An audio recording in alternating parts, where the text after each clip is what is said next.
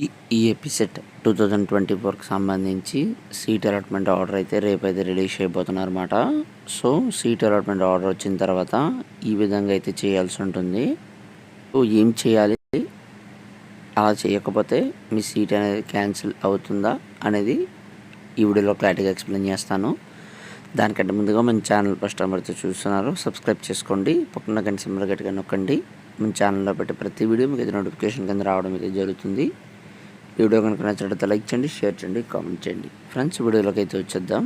చూసుకున్నట్లయితే కనుక first phase కౌన్సిలింగ్లో సీట్ అలాట్మెంట్ ఆర్డర్ రిలీజ్ చేసిన తర్వాత సోషల్ ఫీజ్ అనేది పే చేసి సెల్ఫ్ రిపోర్టింగ్ అయితే చేశారు. కానీ సెకండ్ ఫేజ్లో మనం చూసుకున్నట్లయితే కనుక physical reporting of the candidate at the allotted college after second phase allotment is mandatory. అంటే సెల్ఫ్ రిపోర్టింగ్తో పాటుగా మీరైతే ఫిజికల్ రిపోర్టింగ్ కూడా చేయాల్సి ఉంటుందన్నమాట. అంటే కాలేజ్ దగ్గరికి వెళ్ళి మీ సర్టిఫికేట్స్ అనేది చూపించాల్సి ఉంటుంది.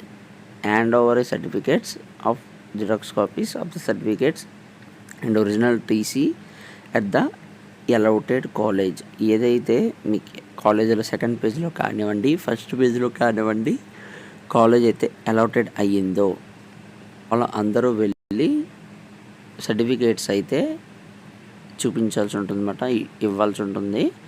అలాగే candidates got allotment in second phase and not reported at the allotted college are not permitted to exercise options in final phase counselling.